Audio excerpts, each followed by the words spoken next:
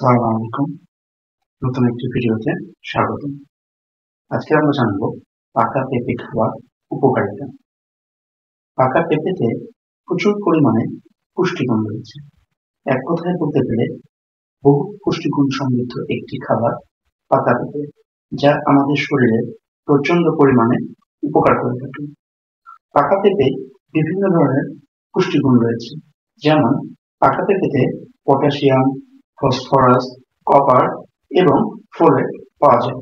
এছাড়াও এতে calcium, iron সহ প্যান্টোথেনিক অ্যাসিড রয়েছে। পাকা পেঁপেতে রয়েছে ইনফ্লামেশন কমানোর এনজাইম, অর্থাৎ পেঁপেতে যে ব্যাপন রয়েছে তা শরীর কমাতে বিশেষ ভূমিকা পালন করে থাকে। শুধু তাই নয়, পাকা পেঁপে শরীরে আর্থ্রাইটিস ও অ্যাজমা বা শ্বাসকষ্ট ঝুঁকি কমাতে বিশেষ ভূমিকা পালন করে থাকে। এখন আমরা জানবো পাকা পেঁপে গ্যাস্ট্রিক সমস্যার ক্ষেত্রে কতটুকু গুরুত্বপূর্ণ ভূমিকা পালন করে থাকে। পেঁপেতে রয়েছে পাপাইন নামক এক ধরনের উৎসেচক, যা খাবার হজম করার শক্তিকে বৃদ্ধি করে থাকে। তাই নিয়মিত পাকা পেঁপে খেলে অ্যাসিডিটি, বদহজম অথবা গ্যাস্ট্রিকের নানা ধরনের সমস্যা, এমনকি কোষ্ঠকাঠিন্যতাও দূর হয় অতি নিমিষেই।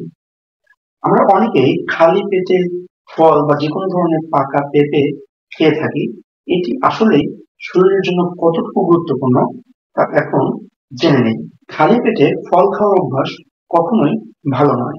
তাই পুষ্টিবিদেরা বলে থাকেন কখনোই ঘুম থেকে উঠে খালি পেটে ফল খাওয়া উচিত নয়, কেননা ফলের মধ্যে নানা প্রকারের অ্যাসিড থেকে থাকে। সেই অ্যাসিডগুলো খাবার হজম করতে বিশেষ ভূমিকা পালন করে থাকে। এখন কেউ যদি খালি পেটে এই ধরনের খাবার বা পেঁপে খেয়ে থাকে, তখন এই অ্যাসিডগুলো স্টোমাকের ভিতরে নিঃসৃত হওয়ার পরে অ্যাসিডিটি লেভেলটা বেড়ে যায়।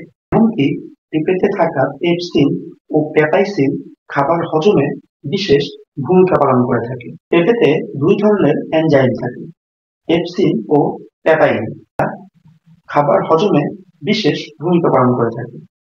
তবে খালি পেটে পেঁপে খেলে এই এনজাইমগুলো বিভিন্ন ধরনের জটিলতা তৈরি করতে পারে। এজন্যই খালি পেটে যে কোনো ধরনের ফল এবং বিশেষ করে পাকা পেঁপে খাওয়া থেকে বিরত থাকতে হবে। ধন্যবাদ সকলকে।